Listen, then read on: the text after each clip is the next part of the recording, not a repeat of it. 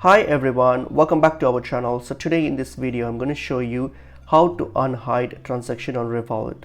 So let's get into the video. So open up Revolut and log into your Revolut account. So once you've logged into your Revolut account, so what you're going to do, you're going to hit on your profile here on your top left, open up your profile and scroll down to your account option here. So once you're on your account option here, so scroll down, you will see an option called privacy. So click on the privacy option. So when you click on the privacy option, you'll see all these options here. Scroll down and you'll see an option called hide balances. So what happens is that the hide balances toggle switch might have been turned on. So if you want to unhide it, so what you have to do is just turn that off. So at the moment it's by default it's off for me, so make sure you just toggle that switch and turn it off in order to unhide it. So that's pretty much it is. Hope this information was helpful to you all. I will see you all in another video. Thank you.